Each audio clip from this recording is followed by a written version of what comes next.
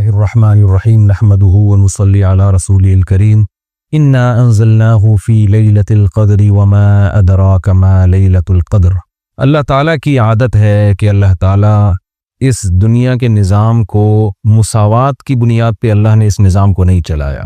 سب ایک جیسے نہیں ہیں اس دنیا میں۔ اللہ تعالیٰ نے انسانوں کو تمام مخلوق پہ ترجیح عطا فرمائی ہے۔ پھر انسانوں میں بھی سب کو ایک جیسا مقام نہیں دیا۔ پیغمبروں کو اللہ تعالیٰ نے عام لوگوں پر فضیلت عطا فرمائی۔ پھر پیغمبروں کو بھی ایک جیسا مقام نہیں دیا۔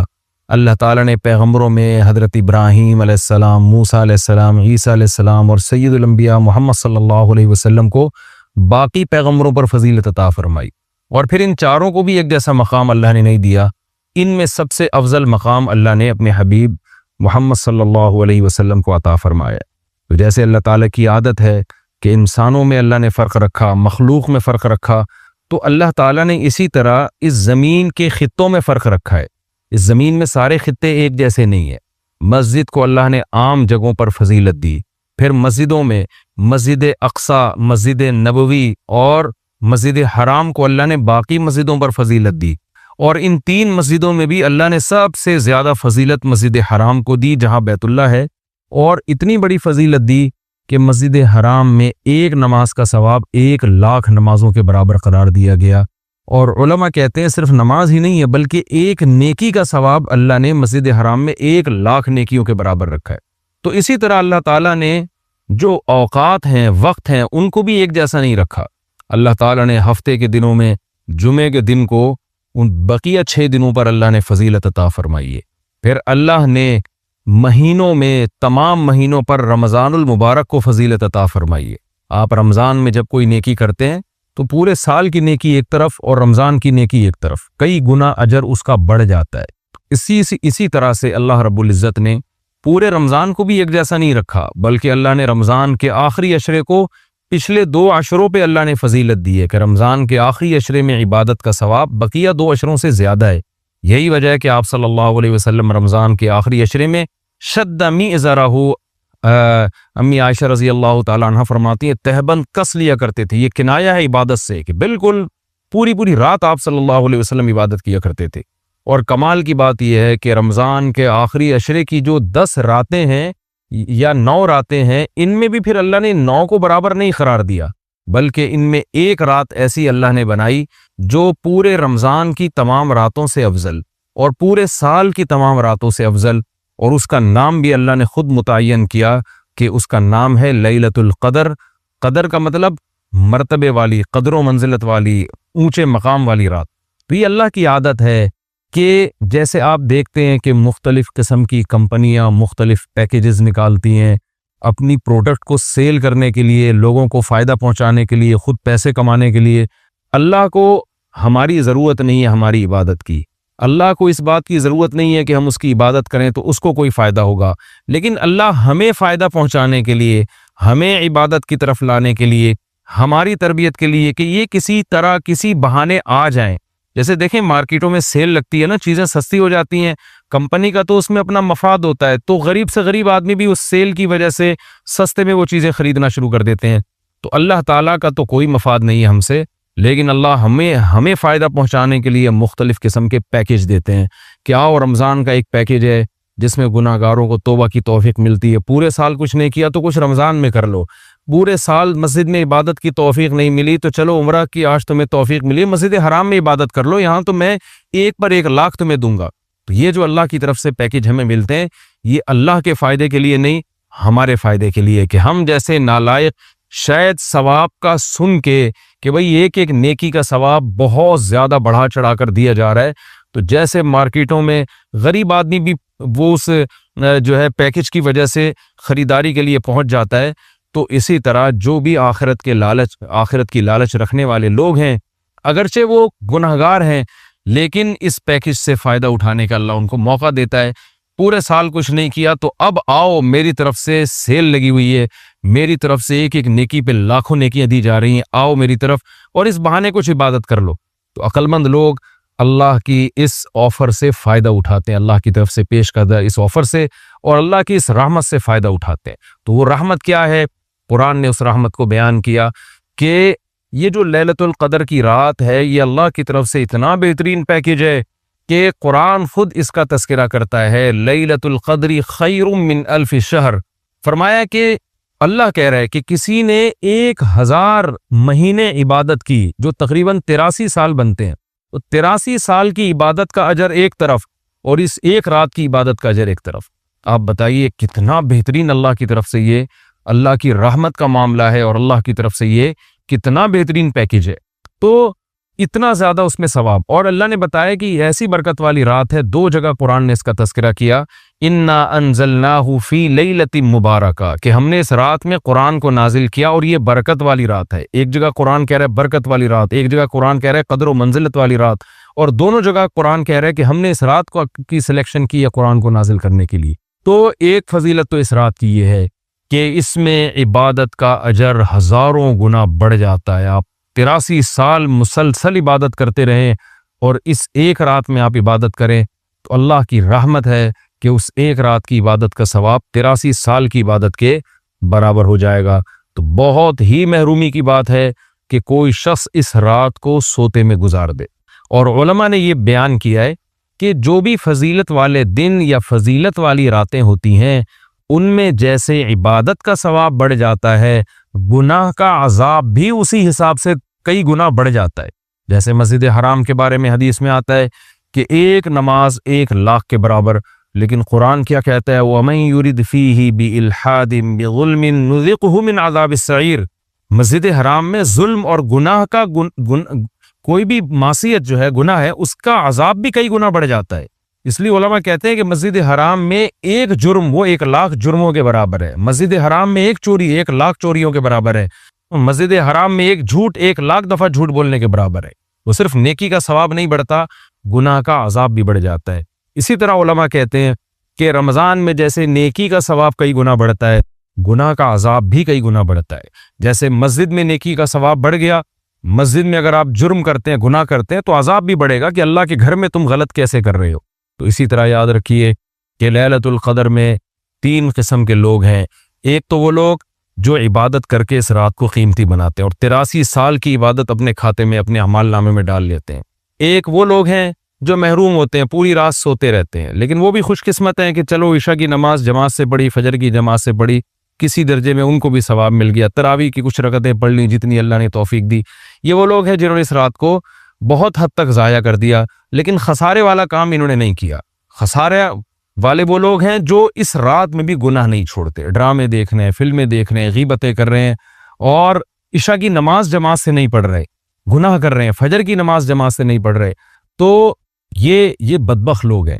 تو خوب یاد رکھیے کہ لیلۃ القدر میں جیسے عبادت کا ثواب بڑھتا ہے ایسے ہی گناہ کا عذاب بھی کئی گنا زیادہ بڑھ جاتا ہے، اور یہی حکمت ہے۔ علماء بیان کرتے ہیں کہ رسول اللہ صلی اللہ علیہ وسلم نے ہمیں یقینی طور پر لیلۃ القدر کی رات متعین کر کے نہیں بتائی۔ آپ نے یہ فرمایا کہ طاق راتوں میں تلاش کرو، آخری عشرے میں تلاش کرو، وہ رات اسپیسیفک متعین نہیں کی۔ اس میں یہی حکمت علماء بیان کرتے ہیں کہ اگر وہ رات متعین کر دی جاتی اور پھر اس میں اس رات میں کوئی پوری رات سو کے ضائع کرتا تو اللہ کی اس پر حجت تام ہو جاتی۔ اللہ کہتے تجھے تو پتا تھا کہ آج لیلۃ القدر کی رات ہے، تو نے آج گناہ کیسے کیا، تو نے اس رات کو ضائع کیسے کیا، تو اور زیادہ عذاب آ سکتا تھا۔ ایسا نہ ہوتا کہ دنیا میں ہی عذاب آ جاتا۔ تو اس لیے اللہ نے اس کو مخفی کر دیا کہ تھوڑا سا کنفیوژن میں ڈال دیا کہ تاکہ اس میں اگر کوئی اس رات کو ضائع کرتا ہے تو اس کو یقینی طور پر افسوس نہ ہو، کہ ہو سکتا ہے وہ یہ سوچے شاید آج کی رات نہ ہو بلکہ ہو سکتا ہے کل یا پرسوں کی رات لیلۃ القدر ہو جائے۔ ایک حکمت تو علماء یہ بیان کرتے ہیں۔ دوسری حکمت یہ بیان کرتے ہیں کہ اگر لیلۃ القدر کی رات متعین کر دی جاتی اور اس رات اتفاق سے کوئی سوتا رہ جاتا، بیماری کی وجہ سے عبادت نہ کر پاتا، تو پھر وہ بقیہ راتوں میں بالکل بھی عبادت نہ کرتا۔ وہ کہتا لیلۃ القدر تو گزر گئی، اب میں رات جاگ کے کیا کروں گا، اصل جو اللہ کی طرف سے رحمت والا معاملہ تھا وہ تو میں نے ضائع کر دیا۔ تو اللہ نے اس امت پر احسان کیا کہ بتا دیا بھائی آخری عشرہ ہے اور طاق راتوں میں امکان زیادہ ہے، تاکہ کوئی 21ویں رات کو عبادت نہ کر سکے تو اس کو یہ خیال نہ ہو کہ بھائی اب لیلۃ القدر کا چانس ہی ختم ہو گیا، بھائی ہو سکتا ہے 22ویں ہو سکتا ہے 23ویں ہو۔ تو اس لالچ میں، اس امید میں وہ 10 کی 10 راتیں عبادت کرے گا۔ اور تیسری حکمت علماء نے یہ بیان کی ہے کہ لیلۃ القدر کی رات کو 100% متعین کر کے نہیں بتایا گیا، تاکہ لوگ اس بہانے زیادہ عبادت کریں اور جو طلبگار ہیں انہی کو ملے۔ اب جو آخری 10 عشرے میں یقینی طور پر پوری عبادت کرے گا اس کے لیے تو لیلۃ القدر یقینی ہے۔ جو آخری عشرے میں کچھ راتیں جاگے گا، کچھ راتیں نہیں جاگے گا، تو اس کے بارے میں امکان ہے کہ شاید لیلۃ القدر اس سے فوت ہو گئی ہو۔ ہاں، طاق راتوں میں جو عبادت کرے گا، تمام طاق راتوں میں 21ویں میں، 23 میں، 25 میں، 26ویں، 27ویں رات، 29ویں رات، تو اس کے بارے میں بھی امکان ہے کہ وہ لیلۃ القدر کو پالے گا۔ تو اللہ تعالیٰ یہ چاہتے ہیں کہ جو پورے آخری عشرے میں تمام طاق راتوں میں خاص طور پر عبادت کریں ان کو لیلۃ القدر ملے۔ تو اگر اللہ رات متعین کر دیتے تو پھر تو ہر آدمی اس لیلۃ القدر میں جاگ لیتا، لیکن اللہ نے نظام ایسا بنایا کہ بھئی جو طلب کرے گا اور تمام راتیں جاگے گا اس کو تو یقینی طور پر لیلۃ القدر ملے گی، اور جو تمام راتوں میں عبادت کا اہتمام نہیں کرے گا تو اس کے لیے معاملہ مشکوک ہے، امکان ہے کہ مل جائے، امکان یہ بھی ہے کہ نہ ملے۔ تو اس لیے بھی علماء کہتے ہیں کہ لیلۃ القدر کی یقینی طور پر تعیین نہیں کی گئی۔ بہرحال بہت کثرت سے اس بارے میں روایات ہیں جن میں آتا ہے کہ رمضان کے آخری عشرے میں اور رمضان کی طاق راتوں میں خاص طور پر آپ صلی اللہ علیہ وسلم نے فرمایا کہ لیلۃ القدر کو تلاش کرو۔ تو ہمیں لیلۃ القدر میں کرنا کیا ہے؟ اس میں کچھ بدعتیں بھی پھیلی ہوئی ہیں، جتھے بنا کے مسجدوں میں جانا اور اجتماعی عبادتیں کرنا، یہ تمام چیزیں اسلاف سے ثابت نہیں ہیں، اور ان کو دین سمجھ کے کریں گے یہ بدعت ہو جائیں گی، سنت سے دور ہیں یہ سب چیزیں۔ انفرادی عبادت ہونی چاہیے، نماز کا کوئی الگ سے مخصوص طریقہ ثابت نہیں ہے لیلۃ القدر کی رات میں۔ جو طریقے سے عام آپ نمازیں پڑھ رہے ہیں وہی اسی طریقے سے، یہ نہیں کہ پہلی رکعت میں یہ صورت، دوسری میں یہ صورت، یہ تمام چیزیں لوگوں میں پھیلی ہوئی ہیں، یہ بدعت ہے، ان کا حقیقت سے سنت سے کوئی تعلق نہیں ہے۔ تلاوت کریں، دعائیں مانگیں اور تہجد کی نماز پڑھیں، جتنے نوافل اللہ آپ کو توفیق دیتا ہے، آپ جیسے عام معمول ہے نوافل پڑھنے کا اسی طرح پڑھیں، اور بہتر ہے گھر میں عبادت کریں۔ گھر میں اگر مشکل ہو رہی ہے تو مسجد میں بھی جا سکتے ہیں، لیکن نوافل گھر میں پڑھنا یہ مسجد میں پڑھنے سے زیادہ افضل ہے۔ مسجد میں شور شرابہ کرنا، لیلۃ القدر کے نام پہ جتھے بنا کے بیٹھنا، پھر لیلۃ القدر کی رات پہ پوری رات پروگرام چلنا مسجدوں میں، یہ سب چیزیں لوگوں کو عبادت سے غافل کرنے والی ہیں۔ بیان بھی ہونے چاہیے مختصر، آدھا گھنٹہ ہو گیا، 1 گھنٹہ ہو گیا، باقی وقت عبادت میں لگانا چاہیے۔ دوسری بات یہ کہ اتنی کثرت سے عبادت کرنا کہ آپ کا دماغ ہی خراب ہونا شروع ہو جائے، نیند سے حالت خراب ہو جائے، تو یہ بھی ٹھیک نہیں ہے۔ کچھ دیر آرام بھی کرنا چاہیے تاکہ جتنی عبادت ہو وہ طبیعت میں نشاط کے ساتھ اور فریشنس کے ساتھ ہو، آپ اس میں ٹینشن میں نہ آ رہے ہوں۔ اور ایک اہم بات یہ بھی ہے کہ اصل عبادت گناہ چھوڑنا ہے۔ آپ صلی اللہ علیہ وسلم نے لیلۃ القدر میں ہمیں جو دعا سکھائی ہے اس دعا کا مفہوم بھی یہی ہے۔ صحیح حدیث میں دعا آتی ہے کہ لیلۃ القدر میں یہ دعا مانگو، اللہم انک عفو تحب العفو فاعف عنا، اے اللہ تو سراپا معافی ہے، معافی کو پسند کرتا ہے، ہمارے گناہوں کو معاف کر دے۔ اس سے پتہ چلتا ہے کہ لیلۃ القدر میں نبی ہمیں یہ سکھا رہے ہیں، یہ سمجھا رہے ہیں کہ گناہوں سے توبہ کرنی ہے، معافی مانگنی ہے۔ ظاہر ہے جس جرم سے معافی مانگی جاتی ہے تو اسی بیس پہ مانگی جاتی ہے نا کہ آئندہ آپ چھوڑنے کا عہد کر رہے ہو۔ آپ نے کسی کا دل دکھایا، کسی کو ٹینشن دی، اب آپ اس سے سوری کر رہے ہیں، وہ کہتا ہے ٹھیک ہے آئندہ ٹینشن نہیں دینا، آپ کہتے ہیں دوں گا تو میں آئندہ بھی تمہیں ٹینشن، تو وہ کہے گا پھر یہ تو معافی نہیں، یہ تو معافی کے نام پہ مذاق ہو گیا بھائی۔ تو نبی جو ہمیں دعا سکھا رہے ہیں اس میں اصل بتا رہے ہیں کہ لیلۃ القدر کی رات میں اللہ سے دعائیں مانگ کر توبہ کرنی ہے۔ تو اس رات میں آپ عبادت کریں، اللہ سے دعا مانگیں، اور دعا کیا مانگیں کہ اللہ جو گناہ ہماری زندگی میں ہے ان سے ہم توبہ کرتے ہیں اور آئندہ ہمیں ان سے بچنے کی توفیق عطا فرما۔ گناہ کیا ہے؟ نمازوں کا قضا کرنا، داڑھی کاٹنا، خواتین کا بے پردگی کرنا، اور سود لینا، بہنوں کی وراثت نہ دینا، اور جاندار کی جو تصویریں آج کل لوگوں نے گھروں میں ڈیکوریشن کے طور پر تصویریں لگائی ہوئی ہوتی ہیں، یہ سب ناجائز ہیں۔ آپ صلی اللہ علیہ وسلم نے فرمایا ان من اشد الناس عذابا یوم القیامۃ المصورون، کہ سب سے سخت ترین عذاب قیامت کے دن تصویر بنانے والے کو ہوگا۔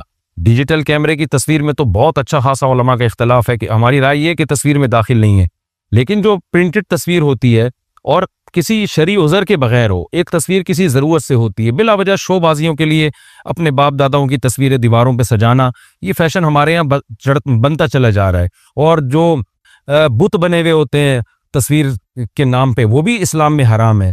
تو ان سب چیزوں سے ہمیں لیلۃ القدر میں توبہ کرنی ہے، شراب سے، زنا سے، بدنظری سے، والدین کی نافرمانی سے، رشتہ داری توڑنے سے۔ آپ صلی اللہ علیہ وسلم نے فرمایا جو خونی رشتوں کو توڑتا ہے وہ جنت میں داخل نہیں ہوگا۔ لیلۃ القدر کی رات میں آپ اپنے خونی رشتوں کو منا لیں، اس رات میں آپ اگر رشتے کو جوڑیں گے اس کا ثواب کئی گنا زیادہ ملے گا، اس کی برکتیں بہت زیادہ ہوں گی۔ تو اس رات میں صدقہ خیرات بھی کرنا چاہیے، اور ان تمام جرائم سے، نماز چھوڑنے کا گناہ، سود کا گناہ، وراثت کھانے کا گناہ، جو بھی ناپ تول میں کمی کا گناہ، آپ اگر کسی ادارے میں جاب کرتے ہیں، آپ تنخواہ پوری لے رہے ہیں مگر آپ کام میں ڈنڈی مار رہے ہیں، یہ خیانت ہے جس سے قرآن نے روکا ہے۔ یہ بھی ایک جرم ہے، اس جرم سے بھی ہم نے اس رات میں توبہ کرنی ہے۔ اگر کوئی کرایہ دار مالک مکان کے گھر کو امانت کے طور پہ استعمال نہیں کرتا، یہ بھی امانت میں خیانت ہے۔ اور اگر مالک مکان کرایہ دار کو تنگ کرتا ہے یا کرایہ دار مالک مکان کو ٹائم پہ کرایہ نہیں دیتا، یہ بھی جرم ہے جس کو قرآن بیان کرتا ہے امانت میں خیانت۔ تو جہاں بھی دو آدمیوں کا معاملہ ہو رہا ہے اور اس میں آپ ڈنڈی مار رہے ہیں، یہ بہت بڑا جرم ہے۔ قرآن میں اہل جنت کی یہ صفات بیان نہیں کی گئی ہیں۔ تو اخلاق کو اپنے درست کرنا، آپ صلی اللہ علیہ وسلم نے فرمایا منافق کی 3 نشانی ہے: بات کرتا ہے، جھوٹ بولتا ہے، امانت دی جائے تو خیانت کرتا ہے، اور جب کسی سے بحث مباحثہ کرتا ہے تو گالم گلوچ پہ آ جاتا ہے۔ آج دیکھیں دفتروں میں کیا حال ہے، بات بات پہ گالیاں، ذرا سا کوئی مسئلہ ہوتا ہے فوش فوش گالیاں نکالنا شروع کر دیتے ہیں۔ تو یہ تمام چیزیں ایسی ہیں جن سے ہمیں اس رات میں توبہ کرنی ہے۔ اللہ تعالیٰ سے دعا ہے کہ لیلۃ القدر کی رات اللہ ہم سب کے لیے خیر اور برکت والی بنائے، اور اس رات میں ہمیں عبادت کی توفیق عطا فرمائے، اور اس رات میں ہمیں گناہوں سے سچی توبہ کی توفیق عطا فرمائے۔ حدیث کیا کہتی ہے؟ نبی نے دعا سکھائی کہ اے اللہ اتنا خوف، زیادہ خوف مسلط ہو گیا تو پڑھائی سے بھی گئے، نیند سے بھی گئے، کھانے سے بھی گئے۔ تو اللہ کا بھی اگر زیادہ خوف پیدا ہو گیا، صحت بھی خراب ہوگی۔ بعض لوگوں کے دل میں جہنم کی آگ کا بہت خوف مسلط ہو جاتا ہے، وہ عبادت سے بھی جاتے ہیں، پھر وہ لائف کو جتنا انجوائے کرنا چاہیے جس شریعت نے اجازت دی اتنا بھی نہیں کر پاتے۔ تو اس لیے ہمارے نبی نے دعا سکھائی، اللہم قسم لنا من خشیتک ما تحول به بیننا وبین معصیتک۔ یہ میں مناجات مقبولہ کی دعاؤں کا ایک تھوڑا سا تعارف پیش کر رہا ہوں آپ کے سامنے کہ کتنی پیاری دعائیں ہیں۔ اے اللہ ہمیں اتنا خوف اپنا دے دے جو ہمارے اور تیری نافرمانی کے درمیان آڑ، کیونکہ خوف کا مقصد ڈرنا برائے ڈرنا نہیں ہے، خوف کا مقصد ہے جہنم سے بچنا، اور وہ جب بچیں گے جب گناہ سے بچیں گے۔ تو کم سے کم اتنا خوف تو ہو کہ جب گناہ کی طرف دل مائل ہو تو تیرا خوف رکاوٹ بن جائے، گناہ سے روک لے ہم کو۔ وَمِن طَاعَتِكَ مَا تُبَلِّغُنَا بِهِ جَنَّتَكَ، اپنی اطاعت کا اتنا جذبہ دے دے جو ہمیں جنت تک پہنچا دے۔ کیا ہوا بھائی، کیا ہوا؟ اچھا، وَمِن طَاعَتِكَ مَا تُبَلِّغُنَا بِهِ جنتک، یہ اسی کی تکمیل ہے۔ وَمِنَ الْيَقِينِ، یہ بڑا پیارا جملہ ہے، وَمِنَ الْيَقِينِ مَا تُهَوِّنُ بِهِ عَلَيْنَا مَصَائِبَ الدُّنْيَا۔ اے اللہ اپنا اتنا یقین دے دے، اتنا یقین، تیری ذات پہ اتنا یقین آ جائے کہ تو سب کچھ کرنے والا تو ہی ہے، اتنا یقین آ جائے کہ دنیا کی مصیبتیں ہلکی لگنے لگیں، ڈپریشن میں نہ جائیں ہم مصیبتوں کی وجہ سے۔ جو اللہ کو نہیں مانتے نا، جب وہ دیکھتے ہیں کوئی ٹینشن آ رہی ہے تو وہ کہتے ہیں یار اس ٹینشن کی یہ وجہ ہے اور یہ وجہ تو ختم نہیں ہوگی، تو میں تو ٹینشن میں زندگی گزاروں گا، وہ خودکشی کی طرف جائیں گے۔ اور جس کو پتا ہے کہ یہ دینے والا کون ہے؟ اللہ، وہ میرا خیر خواہ ہے، وہ مجھے سنورنے اور بنانے کے لیے دے رہا ہے، وہ یہ ٹینشن دور بھی کر سکتا ہے، وہ کسی سبب کا محتاج نہیں ہے، اس میں میرا فائدہ ہے، تو اس سے وہ ٹینشن کیا ہو جائے گی؟ ہلکی۔ تو اے اللہ اتنا یقین اپنا دے دے جس یقین کی وجہ سے دنیا کی مصیبتیں ہمیں ہلکی لگنے لگیں۔ اگر اتنا بھی یقین نہیں ہے تو یہ یقین نہیں ہے۔ وَمِنَ الْيَقِينِ مَا تُهَوِّنُ بِهِ عَلَيْنَا مَصَائِبَ الدُّنْيَا وَمَتِّعْنَا بِأَسْمَاعِنَا وَأَبْصَارِنَا وَقُوَّاتِنَا أَبَدًا مَا أَبْقَيْتَنَا۔ اے اللہ تو نے ہمیں آنکھ کی نعمت دی، سننے کی نعمت دی، بولنے کی نعمت دی، چلنے کی اور بات کرنے کی، یہ تمام نعمتیں جب تک ہماری زندگی ہے یہ نعمتیں ہم باقی رکھنا، معذوری سے ہمیں بچانا۔ سمجھ رہے ہو کہ نہیں سمجھ رہے؟ آج لوگ دولت مانگ رہے ہوتے ہیں، صحت کو فوکس نہیں کر رہے۔ آنکھ کی بینائی چلی جائے، خدا نخواستہ کیسی اندھیر زندگی ہے، سننے کی طاقت چلی جائے۔ وَمَتِّعْنَا بِأَسْمَاعِنَا وَأَبْصَارِنَا وَجَمِيعَ قُوَّاتِنَا أَبَدًا مَا أَبْقَيْتَنَا وَاجْعَلْهُ الْوَارِثَ مِنَّا۔ یہ اس سے بھی زیادہ خاندانی جملہ۔ کافر بھی چاہتا ہے کہ میری آنکھوں میں دیکھنے کی طاقت، کانوں میں سننے کی طاقت، زبان میں بولنے کی طاقت، میری تمام جو جسم کے پارٹس ہیں وہ صحیح رہیں، تاکہ میں دنیا کی نعمتوں سے مزے اڑاؤں. تو اللہ ہم صرف اس لیے نہیں کہہ رہے کہ یہ تمام چیزیں باقی رکھ کہ ہم دنیا میں مزے اڑائیں، دنیا میں بھی لذت، اور یہ جو تو نے ہمیں طاقتیں دی ہیں یہ آخرت میں بھی ترقی کا ذریعہ بن جائیں. تو ڈبل مزے ہو گئے کہ نہیں ہو گئے ہیں بھائی؟ کیونکہ جس آدمی میں قوت اور طاقت نہیں ہوتی مختلف چیزوں کی، وہ آخرت کے کام بھی زیادہ نہیں کر سکتا. تو وَاجْعَلْهُ الْوَارِثَ مِنَّا، ان کے اثرات باقی رہے، قیامت کے دن فائدہ ہوئی. ان آنکھوں سے ہمیں، ان کان سے اچھی بات سنی تھی اور ہدایت مل گئی، تو یہ فائدہ ہو گیا نا اس کان کا آخرت میں. آنکھوں سے اچھی چیز دیکھی اور ہدایت مل گئی، اللہ کی نشانیاں دیکھی اور عبرت حاصل ہوئی ان آنکھوں سے. ماں باپ کی زیارت کی، بیت اللہ حج کی، اللہ کے گھر کی زیارت کی، تو یہ آنکھوں کی لذت بھی ہے، اور اس لذت سے دنیا کا فائدہ بھی اور آخرت کا فائدہ بھی. وَاجْعَلْهُ الْوَارِثَ مِنَّا وَاجْعَلْ ثَأْرَنَا عَلَى مَنْ ظَلَمَنَا وَانصُرْنَا عَلَى مَنْ وَانصُرْنَا عَلَى مَنْ وَاجْعَلْ ثَأْرَنَا عَلَى مَنْ ظَلَمَنَا وَانصُرْنَا عَلَى مَنْ عَادَانَا. جو ہم سے دشمنی کرے اے اللہ تو اس کے خلاف ہماری مدد کر. دنیا میں بہت سارے دشمن ہیں، کچھ کو آپ جانتے ہیں، بہت سو کو نہیں جانتے. وَلَا تَجْعَلْ مُصِيبَتَنَا فِي دِينِنَا، اے اللہ اگر کوئی مصیبت مقدر میں ہے ہی تو وہ دنیا کی طرف پھیر دینا، دین ہمارا اس سے محفوظ رکھنا. دنیا کی مصیبت ختم ہو جاتی ہے، دین پہ کو نقصان اگر ہو گیا اس کے اثرات ہمیشہ ہمیشہ رہیں گے.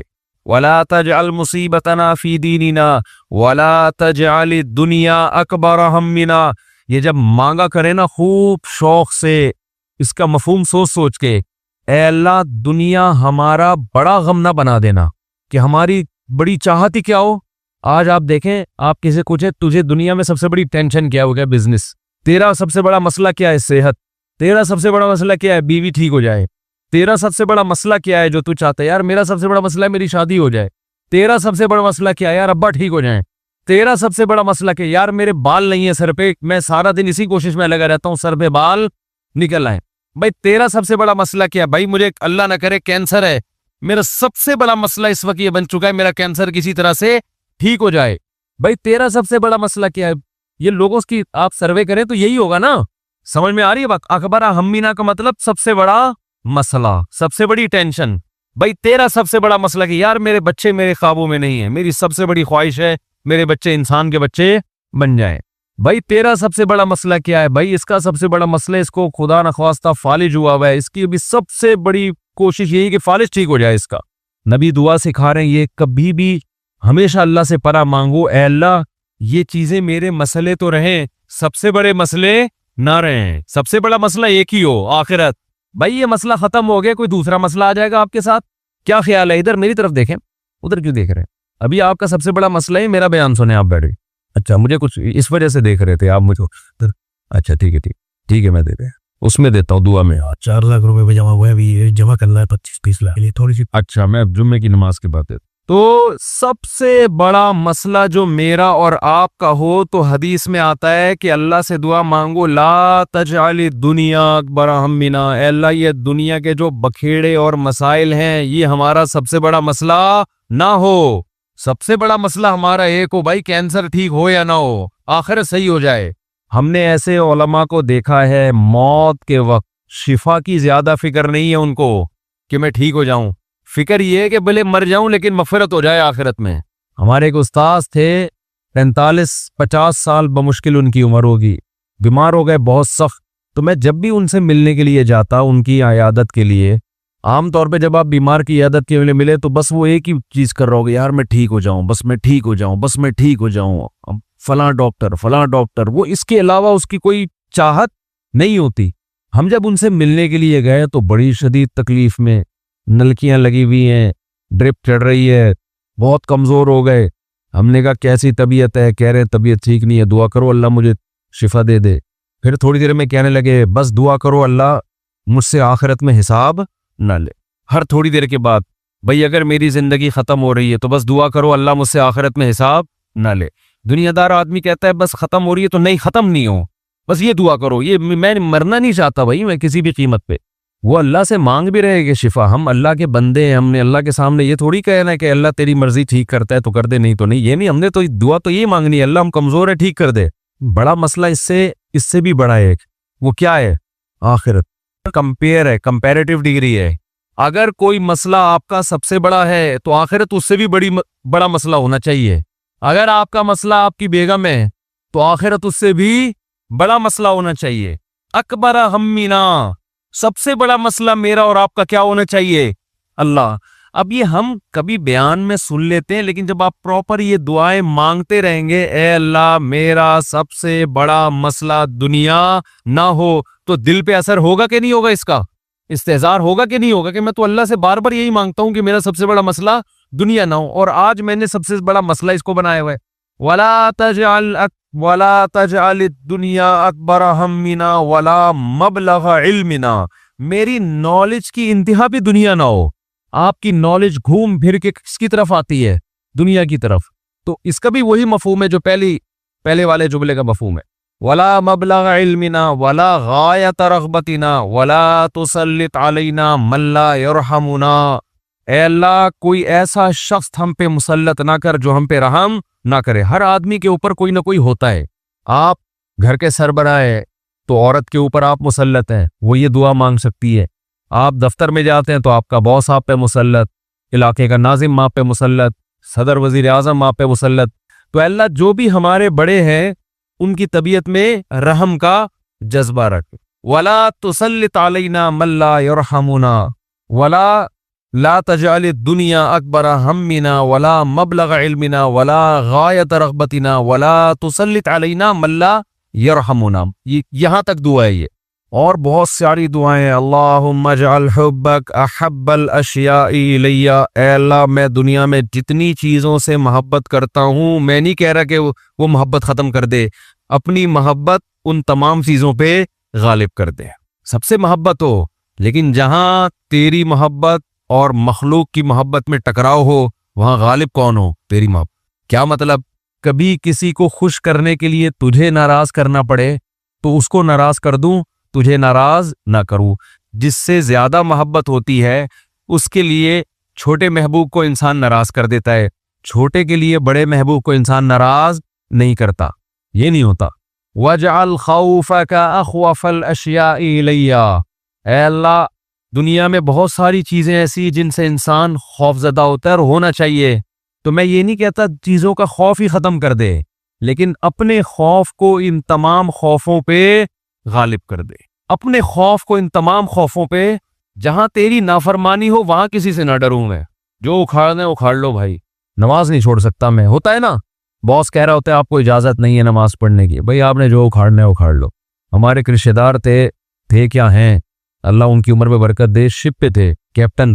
تو ان کے والد صاحب اتنا بیمار ہوئے کہ ہمارے نانا ہی، اس بتانے میں کوئی حرج نہیں ہے، بیمار ہوئے نانا ہمارے، یعنی اب ظاہر ہے میں ماموں کی بات کر رہا ہوں نا، کریے.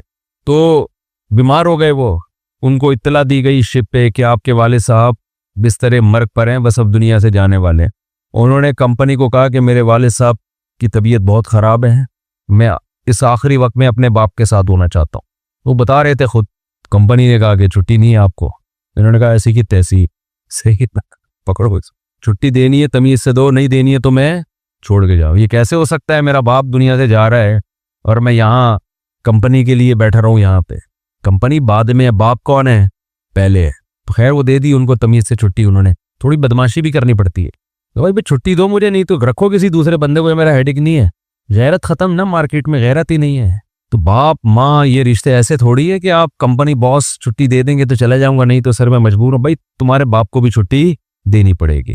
تو ایسے ہی نماز کے لیے بھی ہمارے حضرت ایک واقعہ سنایا کرتے تھے، بس یہ واقعہ کر کے بیان ختم کرتا ہوں کہ ایک صاحب کو اسلام آباد میں کسی کمپنی میں جاب ملی. تو کمپنی نے ان کو انٹرویو کے دوران بتا دیا کہ آپ کو نماز پڑھنے کی اجازت نہیں ہوگی. اس نے کہا میں یہ جاب، حالانکہ سارے انٹرویوز پورے ہو گئے تھے، سلیکشن ہو چکا تھا ان کو، لیکن آخری میں ان کو یہ بتا دیا. انہوں نے کہا میں نہیں کرتا یہ جاب. اچھی خاصی تنخواہ تھی. تو اس نے کہا کہ کیا آپ پکے نمازی ہیں؟ اس نے کہا نہیں میں تو نماز نہیں پڑھتا. میں کہ جب آپ ویسے ہی نہیں پڑھتے ہیں بھائی تو پھر آپ کو کیا مسئلہ ہے؟ اس نے کہا میں ویسے ہی نہیں پڑھتا، سست ہوں، کاہل ہوں، تمہارے مشورے پہ میں نماز چھوڑ دوں یار؟ کمپنی کے کہنے پہ میں چھوڑ دوں؟ خدا کہے گا نا کہ تیرا دل اپنا ہی نہیں چاہتا تھا ہے بھائی، تیرا اپنا دل نہیں چاہتا تھا، تو نالائق تھا، لیکن اب کمپنی اور خدا کا مقابلہ ہو رہا ہے تو اس کو تو نے خدا بنا لیا ہے۔ یعنی ہم اتنا پروٹوکول تھوڑی کمپنی کو دیں گے، باس کو دیں گے کہ تو کہہ دے نماز چھوڑ دو، تو ہمارا باپ ہے، جو تو کہہ دے یہ کام تو ہم باپ کے کہنے پہ ہی، اگر آپ کا نماز پڑھنے کا موڈ ہوا اور ابا کہہ رہے نہیں پڑھو، ایسے موقع پہ آدمی کہتے ہیں ابا میرا اپنا آج تو میرا موڈ بن گیا ہے، میں کیسے چھوڑ دوں نماز؟ تو یہاں تو ابا کو آدمی لفٹ نہیں کراتا میرے بھائی، جو کرنے والے ہوتے ہیں، باس کو اتنا باپ کیوں بنا لیں گے ہم؟ تو باس کی چمچا گیری اتنی کیا کرو جتنی قیامت میں افورڈ کر سکو، یہ بھی انسان ہے، اتنا زیادہ فری نہیں کرایا کرو۔ میں یہ نہیں کہہ رہا اپنے باس سے بدتمیزیاں شروع کر دیں، آپ بد کلامیاں شروع کر دیں، عزت دینی چاہیے، لیکن اللہ سے آگے تھوڑی نکالنا ہے اس کو، اللہ سے آگے تھوڑی رکھنا ہے۔ تو ہمارے حضرت کو وہ بڑا پسند آیا بے نمازی، کہا کہ دیکھو غیرت ہے اس میں، اتنی بڑی جاب ٹھکرا دی اس نے، بولا بھائی تمہارے کہنے سے میں اس لیے اب نماز نہیں پڑھ رہا کہ کمپنی کی طرف سے اجازت نہیں ہے، تو کمپنی کون ہوتی ہے مجھے روکنے والی؟ تم چند لاکھ روپے تنخواہ دے کے تم نے ہمیں غلام بنا لیا ہے، تو اگر ہم اللہ کی نہیں مانتے تو تمہاری بھی نہیں مانتے، ٹھیک ہے نا؟ تو تمہاری تو ہم پہلے ٹھکرائیں گے۔ تو غیرت مند بے نمازی، غیرت مند بے نماز، خیر نماز پڑھنی چاہیے، نماز کی ویلیو کم نہیں ہے۔ تو یہ ہے وَجْعَلْ خَوْفَكَ أَخْوَفَ الْأَشْيَاءِ إِلَيَّ وَقْتَ عَنِّي حَاجَاتِ الدُّنْيَا بِالشَّوْقِ إِلَىٰ لِقَائِكَ، اے اللہ اپنی ملاقات کا شوق اتنا دے دے کہ دنیا کی حاجتوں کی تمنا نہ رہے، اتنا شوق ہو جائے کہ اس دنیا میں سب سے بڑا شوق ہی یہ بن جائے، تو پھر یہ ثانوی درجے میں ہوں۔ اور آخری جملہ اس دعا کا، وَإِذَا أَخْرَرْتَ أَعْيُنَ أَهْلِ الدُّنْيَا مِن دُنْيَاهُمْ فَأَخْرِرْ عَيْنِي مِنْ عِبَادَتِكَ، اے اللہ جب لوگوں کی آنکھیں اس دنیا سے ٹھنڈی ہوں، کسی کا کو پتا چلا کہ بحریہ ٹاؤن میں 3 پلاٹ اس کے نام نکل آئے، آنکھیں ٹھنڈی ہو گئی، بتاتا پھر رہے ہو بھائی ماشاءاللہ ادھر رشتہ ہو گیا، ہاں بھائی مفتی صاحب کا بیان اثر کر گیا ہے، آنکھیں ٹھنڈی ہوتی نا، گاڑی آ گئی، پیسہ آ گیا، تو اے اللہ اس وقت میری آنکھیں اپنی عبادت میں ٹھنڈی کرنا، مجھے عبادت کی ایسی لذت دے دے، اپنے سامنے راز و نیاز اور مناجات کی، اور اپنے سامنے